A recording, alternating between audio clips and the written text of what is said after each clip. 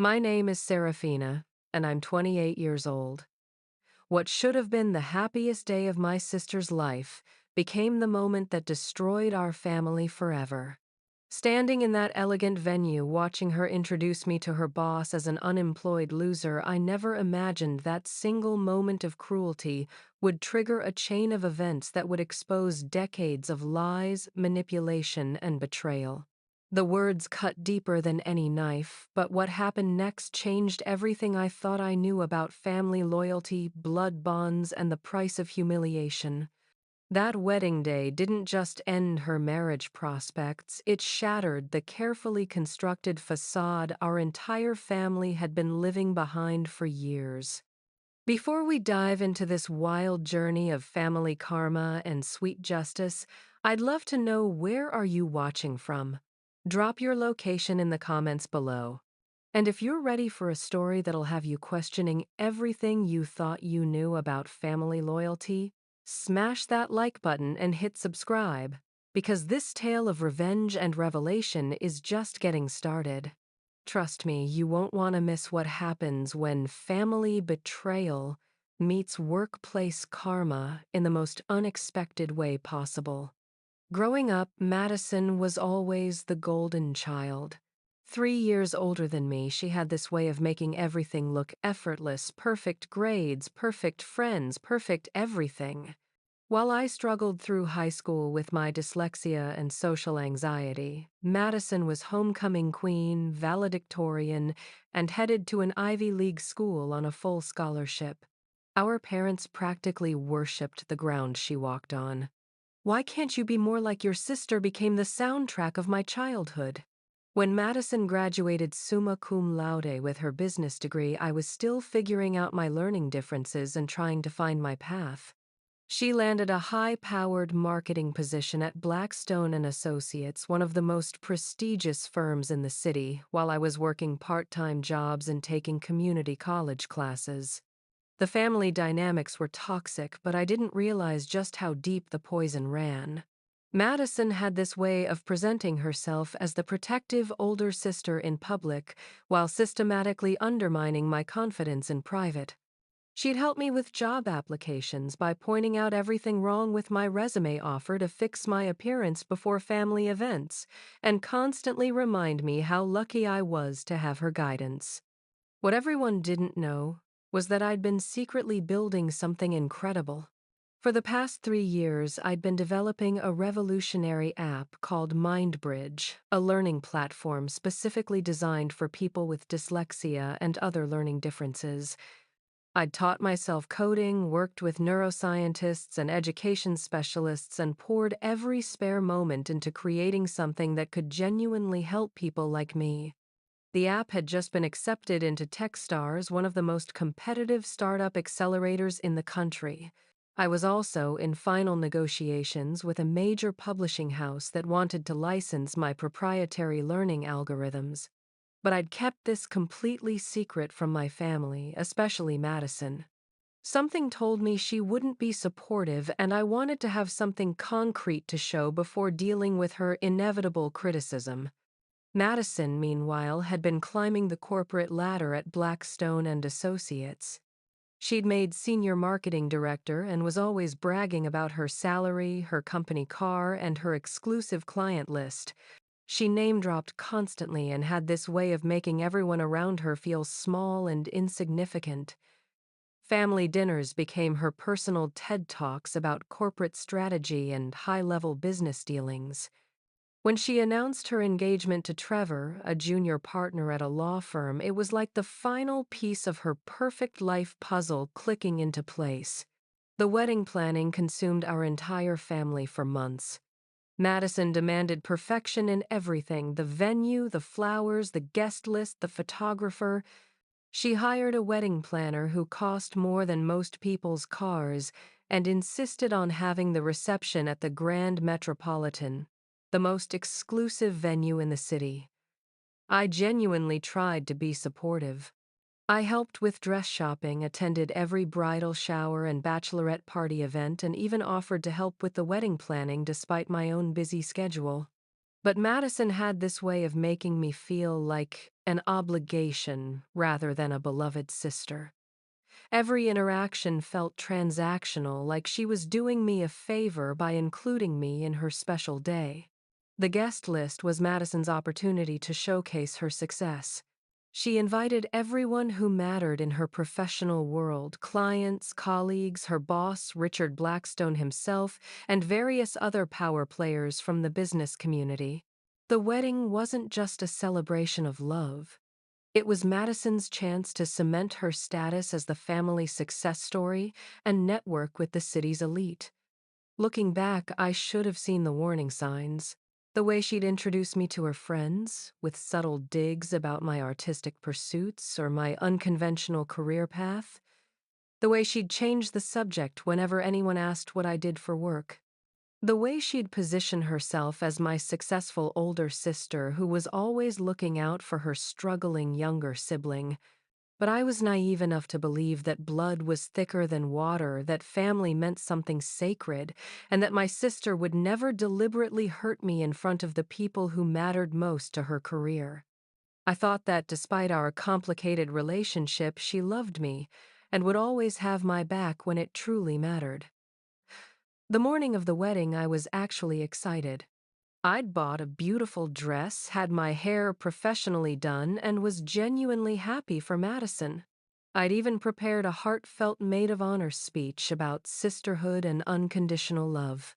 I had no idea that I was walking into an ambush that would change everything I thought I knew about my family and set in motion a chain of events that would ultimately destroy the very career Madison had worked so hard to build. The Grand Metropolitan was absolutely stunning that day.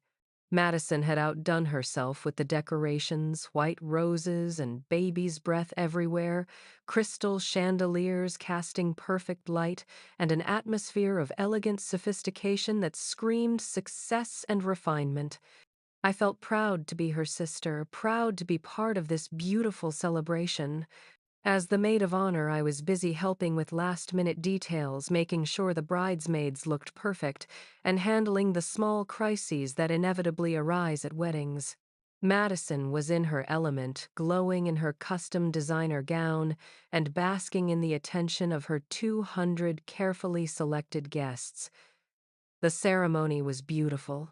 Trevor looked genuinely happy, and for a moment, I felt that warm glow of sisterly love watching Madison say her vows.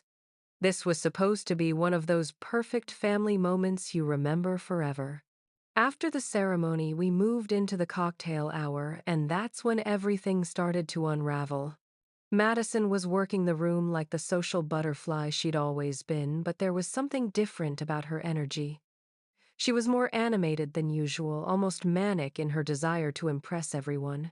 She kept pulling me along to meet various guests, and I noticed her introductions were getting progressively more elaborate and performative. "This is my little sister Serafina," she'd say with this condescending smile. "She's still figuring out her path in life." Or Serafina is exploring her creative side while she decides what she wants to be when she grows up. Each introduction felt like a small knife twist, but I kept smiling and tried to be gracious. Then Richard Blackstone arrived with his wife. Richard was Madison's ultimate boss, the founding partner of Blackstone and Associates, a man whose approval could make or break careers in the marketing world. He was distinguished, probably in his early 60s, with silver hair and the kind of commanding presence that demanded respect. Madison had been talking about impressing him for months. I watched Madison's entire demeanor change when she spotted Richard across the room. Her eyes lit up with an almost predatory gleam, and she immediately began steering our conversation toward his direction. "Oh my God, Richard's here," she whispered to me. "This is perfect. I've been trying to get FaceTime with him for months." We made our way over to where Richard was standing with his wife and a small group of other distinguished guests. Madison practically glowed as she approached, her voice taking on that particular tone she used when she was trying to impress important people. Richard, I'm so thrilled you could make it to my special day, Madison gushed, air kissing both him and his wife. This means absolutely everything to me. I want you to meet my family. And then it happened. The moment that would haunt me for weeks and ultimately change both our lives forever. Madison turned to me with this strange smile, not warm or loving, but almost triumphant. Richard, I'd like you to meet my younger sister, Serafina. She's currently unemployed and kind of a loser, to be honest. Still living with our parents and trying to figure out what to do with her life. You know how it is with some people, they just can't seem to get their act together. The words hit me like a physical blow. I felt my face flush hot with humiliation as every person in that circle turned to look at me with a mixture of pity and awkward discomfort. Madison's smile never wavered, but there was something cold and calculating in her eyes that I'd never seen before. Richard's expression shifted from polite interest to obvious discomfort. His wife actually took a small step back, as if my apparent failure might be contagious. The other guests in the group began finding sudden interest in their drinks or the floral arrangements, anything to avoid the awkward tension Madison had just created. "Oh, Richard," said quietly, his voice careful and diplomatic. "Well, I'm sure everyone finds their path eventually." But I could see the judgment in his eyes the way he was reassessing Madison based on this introduction. In his world, family reflected on character. The way you spoke about people you supposedly loved said everything about who you were as a person. Madison didn't seem to notice, or maybe she didn't care. She was too busy basking in what she clearly thought was her moment of superiority. Yes, well, we're all hoping Serafina figures things out soon. It's been quite challenging for the family, you know. I stood there in my beautiful dress, surrounded by Madison's perfect wedding, feeling smaller and more humiliated than I'd ever felt in my life. This wasn't just sibling rivalry or a thoughtless comment. This was a deliberate, calculated act of cruelty designed to elevate Madison by destroying me in front of the most important person in her professional world. What Madison didn't know was that Richard Blackstone was not the kind of man who was impressed by people who threw their own family under the bus for social gain. And what neither of them knew was that this moment of humiliation was about to trigger a chain of events that would expose truths none of us were prepared for. I excused myself from that horrible circle as quickly as possible, mumbling something about checking on the wedding cake. My heart was pounding and I felt like I might throw up. I made it to the bridal suite before the tears started flowing. 28 years old, crying in a bathroom at my sister's wedding because she'd just publicly humiliated me in the cruelest way possible. But as I sat there, something shifted inside me. The hurt began transforming into something else. Anger, yes, but also a crystal clear understanding of who Madison really was. This wasn't a momentary lapse in judgment or wedding stress. This was calculated cruelty from someone who saw me as competition to be eliminated rather than a sister to be loved. I pulled out my phone and did something I'd been avoiding for months.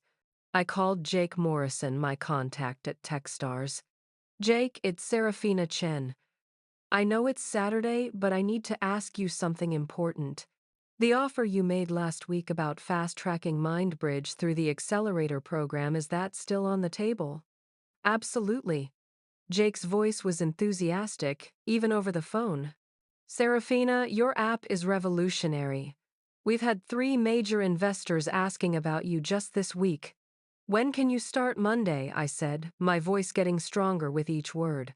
"And Jake, I want to make this as public as possible.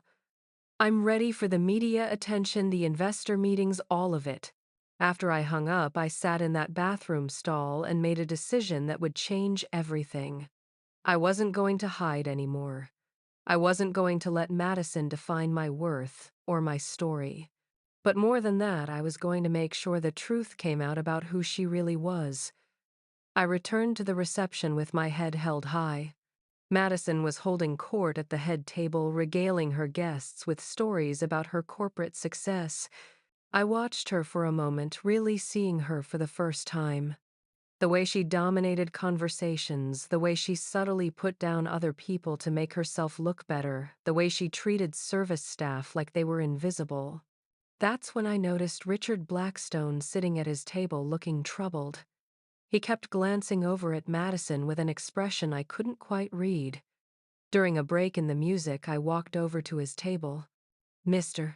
Blackstone," I said quietly, "I want to apologize for the awkwardness earlier. Family dynamics can be complicated." He looked up at me with surprise. "Please sit down for a moment," he said, gesturing to an empty chair. "I have to tell you, I found your sister's comments quite concerning." "She's always been competitive," I said carefully. "I think weddings bring out strong emotions in people." Richard leaned forward slightly. "Miss Chen, in my experience, the way someone treats their family, especially when they think it makes them look good, tells you everything you need to know about their character. What your sister did tonight was not only inappropriate, it was cruel." I felt a flicker of validation, but I kept my response measured. "I appreciate your kindness, Mr. Blackstone. Madison has always been ambitious. Sometimes I think she forgets that success should never come at the expense of people you love." We talked for a few more minutes, and I could see Richard processing everything. He asked thoughtful questions about my background, my interests, and my goals. I was honest but humble, never once disparaging Madison directly. I could see him forming his own conclusions about the character of someone who would publicly humiliate family members for social gain. The rest of the reception passed in a blur. I gave my maid of honor speech, keeping it gracious and loving despite everything. I smiled for photos and played my role perfectly. But inside, I was already 3 steps ahead, planning my next moves. "This is getting intense, isn't it? I can see you're invested in this family drama, and trust me, we're just getting to the good part. If you're feeling that justice served anticipation building up, hit that like button because you know karma is about to come full circle. And definitely stick around because what happens next is going to blow your mind. Madison has no idea what's coming for her." That night after the reception, I went home and made a series of phone calls. I called my contact at Forbes, who had been wanting to interview me about MindBridge for months. I called the producer from TechCrunch, who had reached out after seeing my presentation at a startup conference. I called everyone who had been interested in my story but whom I'd been too shy and private to engage with. "I'm ready to go public," I told each of them. "I want to tell my story." By Sunday morning, I had interviews scheduled for the entire week. Monday's Techstars announcement would be accompanied by a major media blitz. The shy, private Serafina who had hidden her success out of some misguided sense of family loyalty was gone. Madison wanted to play games about success and failure. She was about to learn what real success looked like. But the media strategy was just the beginning. I also made some phone calls to people in Madison's professional network, not to badmouth her, but to plant seeds of doubt about her judgment and character. I reached out to colleagues she'd mentioned, clients she'd bragged about, and industry contacts who might be interested in knowing more about the kind of person they were really dealing with. I spent Sunday putting together a comprehensive timeline of every cruel comment, every undermining action, every moment of sabotage Madison had directed at me over the years. I documented everything the job interviews she'd helped me prepare for by destroying my confidence the night before, the networking events she'd specifically told me not to attend because I wouldn't fit in the family, gatherings where she'd systematically excluded me from conversations about career and success. This wasn't just about wedding day humiliation anymore.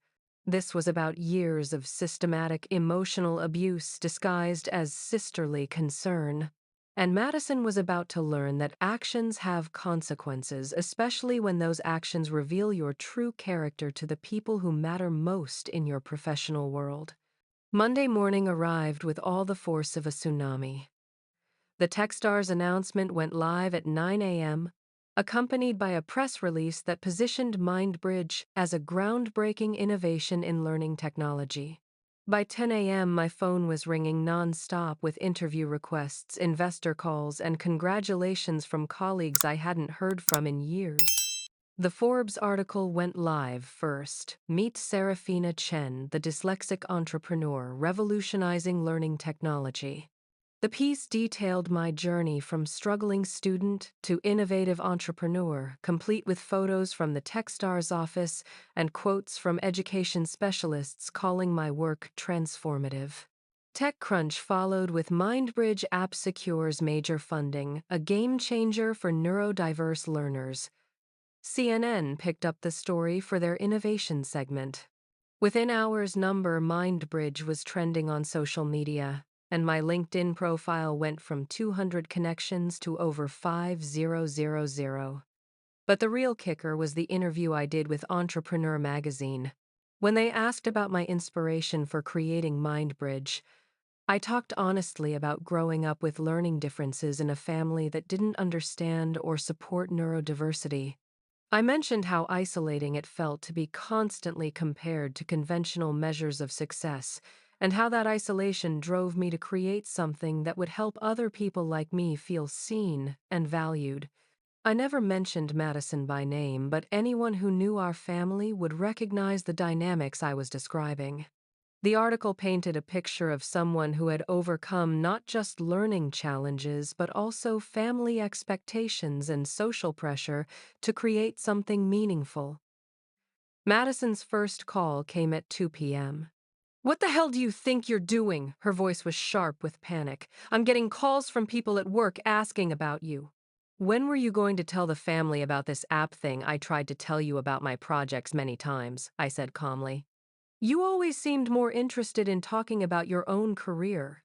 "That's not the point," Madison's voice was getting higher. "You're making me look bad. People are asking why I didn't know my own sister was some kind of tech genius." Richard Blackstone actually called me into his office this morning asking about family dynamics and whether I was supportive of my sister's entrepreneurship. I felt a cold satisfaction at that news. "What did you tell him?" "I told him we're very close and I've always supported you," Madison said quickly. "But Serafina, you need to fix this. You need to give another interview talking about how supportive the family has been." "Madison," I said quietly, "do you remember what you called me at your wedding?" In front of your boss, there was a long pause. That was just wedding stress. "You know I didn't mean anything by it.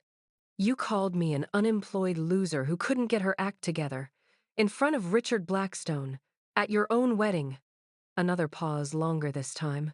"Look, I'm sorry if your feelings were hurt, but you're being dramatic. We're family. You can't let some silly comment ruin my career." That's when I knew Madison hadn't learned anything. She still saw her cruelty as a silly comment, and my success as something that existed primarily to serve her narrative. She had no understanding of the damage she'd done or the person she'd revealed herself to be.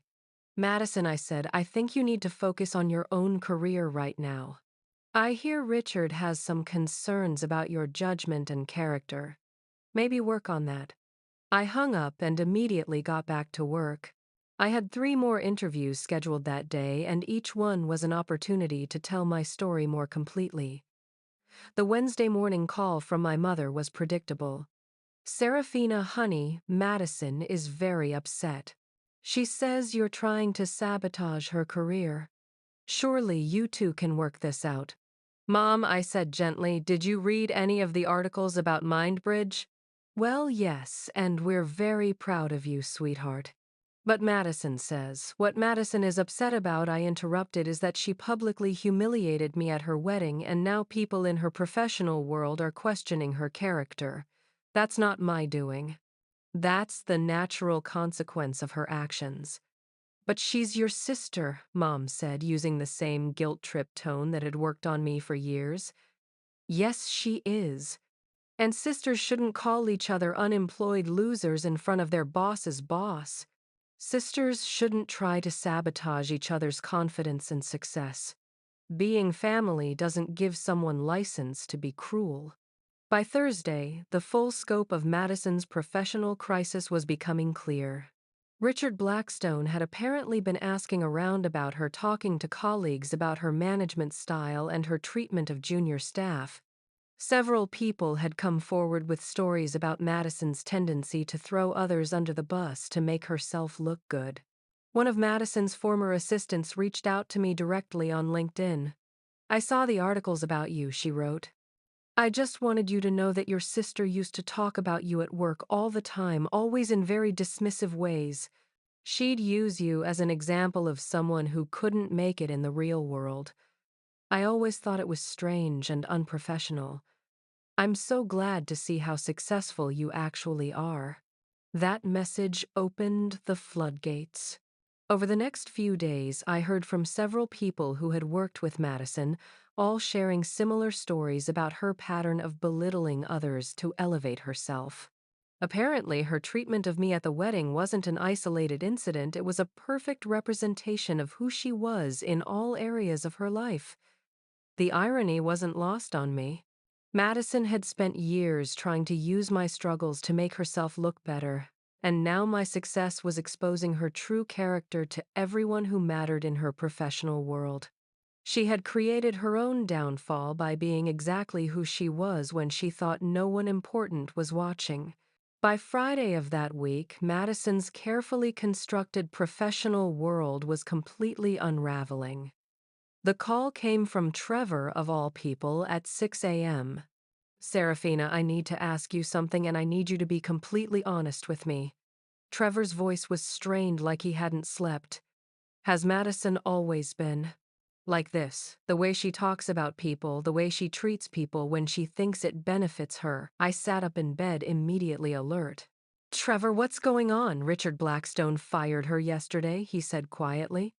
Not just fired, he terminated her with cause, which means no severance, no references, and he's apparently been calling other firms in the city, warning them about her character issues and unprofessional conduct.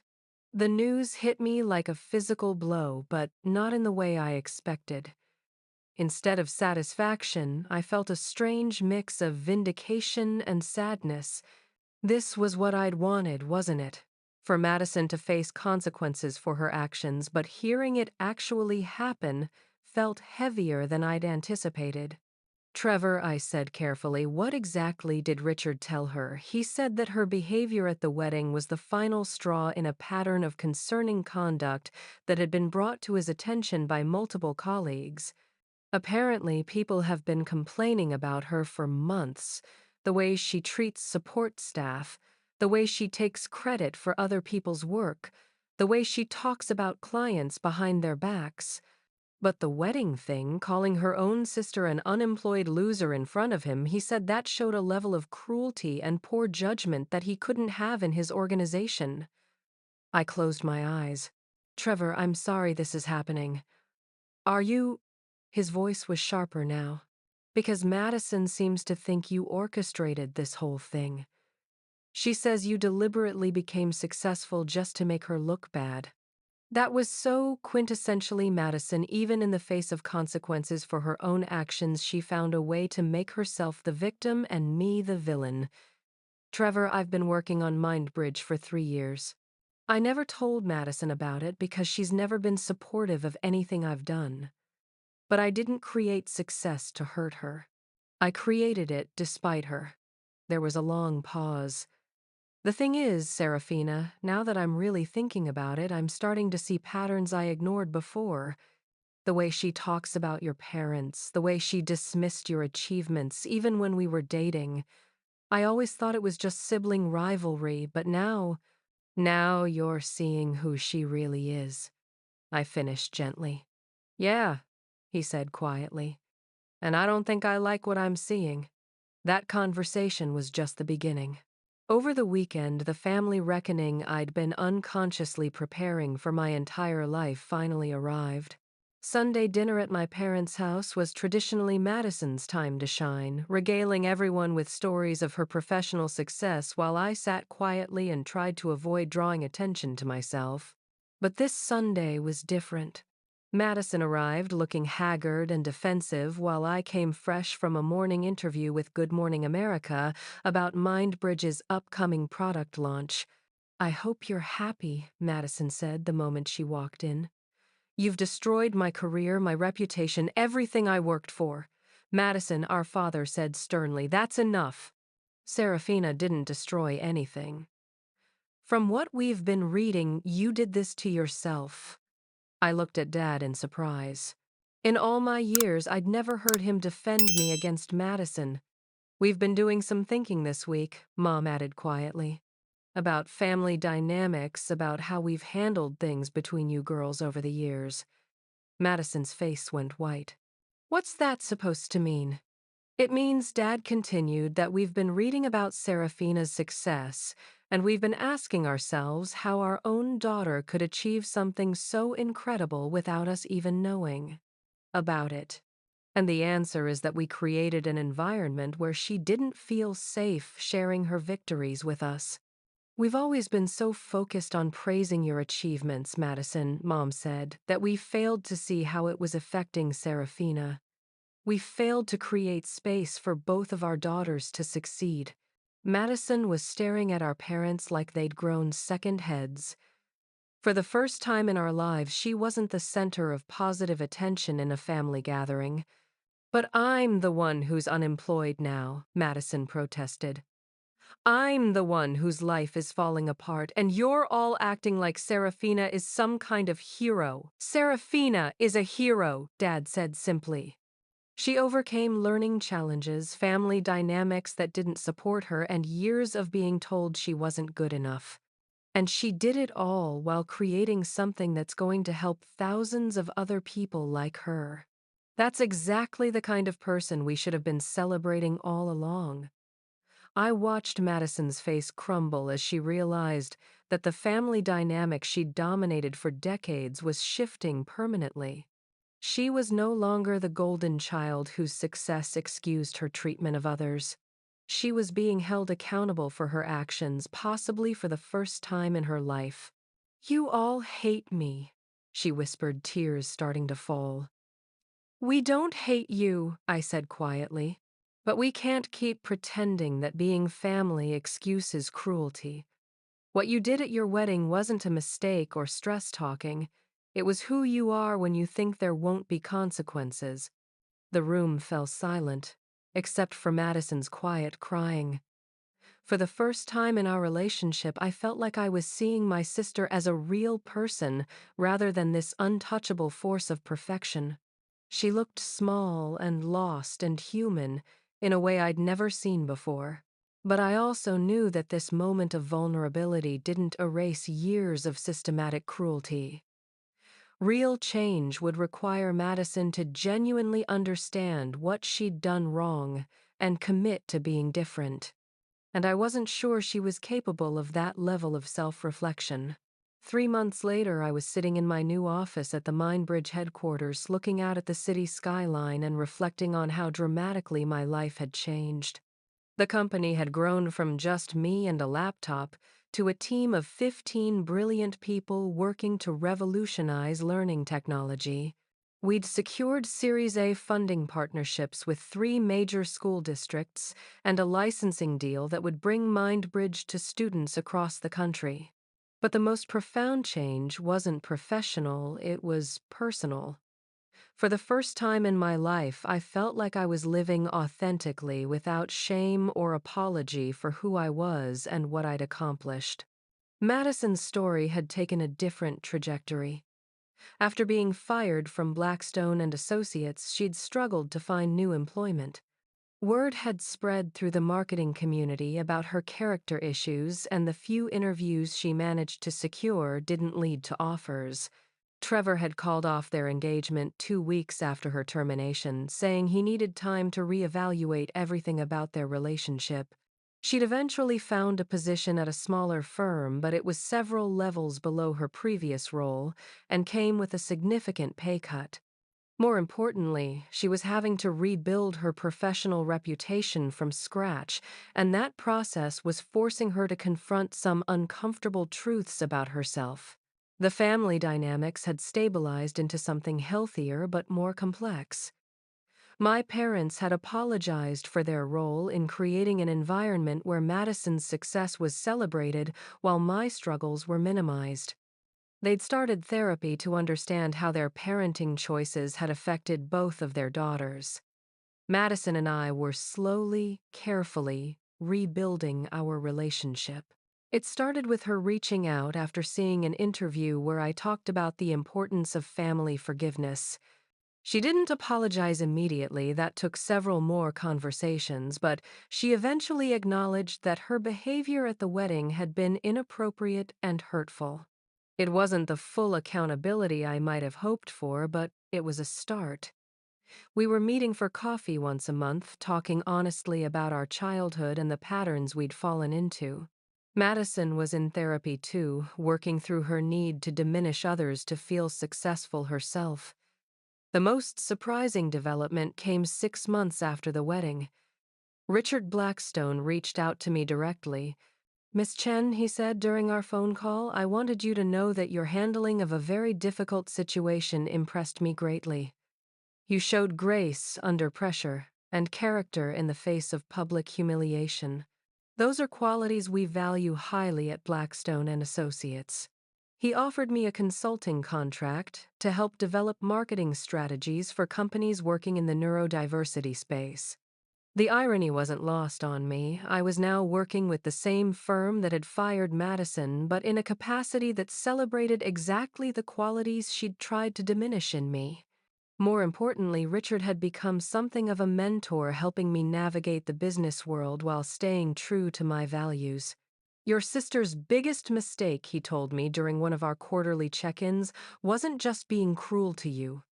It was failing to recognize that cruelty always reveals more about the person inflicting it than the person receiving it." Looking back, I realized that Madison's humiliation at her wedding was both the worst thing that had ever happened to me and the catalyst for the best things in my life. It forced me to stop hiding my successes, to stop accepting cruelty as the price of family love, and to start living with the confidence I'd always been too afraid to claim. The success of Mindbridge has been incredibly fulfilling, but the real victory was learning to value myself enough to demand better treatment from the people who claimed to love me. Family loyalty shouldn't require accepting abuse, and love shouldn't come with conditions that diminish your worth. As I finish telling you this story, I can't help but think about how many of us accept poor treatment from family members because we're told that blood is thicker than water. But sometimes the most loving thing you can do for yourself and for the people hurting you is to refuse to accept cruelty as normal. Madison's karma wasn't just losing her job or her fiancé. Her real karma was being forced to confront the person she'd become and decide whether she wanted to change. Sometimes the universe doesn't punish people, it just stops protecting them from the consequences of their own actions. So here's my question for you. Have you ever had to choose between family loyalty and self-respect? Have you experienced that moment when you realized that someone's actions revealed their true character? Drop your stories in the comments below. I read every single one, and I love hearing how others have navigated these complicated family dynamics. If this story resonated with you, please hit that like button and subscribe for more real-life tales of family drama, workplace karma, and the sweet satisfaction of justice served. Share this video with anyone who's ever felt diminished by family members or who needs a reminder that success is the best revenge, but only when it's authentic to who you are. Thank you for taking this journey with me. Remember, your worth isn't determined by how others treat you, especially family members who should know better. Sometimes the most courageous thing you can do is refuse to shrink yourself to make others feel bigger. Here's to standing tall, speaking truth, and never letting anyone, family or otherwise, convince you that you're less than you are. Stay strong, stay authentic, and remember that the best revenge is living a life so full and genuine that the opinions of cruel people become irrelevant noise. Until next time, this is Serafina reminding you that karma doesn't always come quickly, but it always comes completely.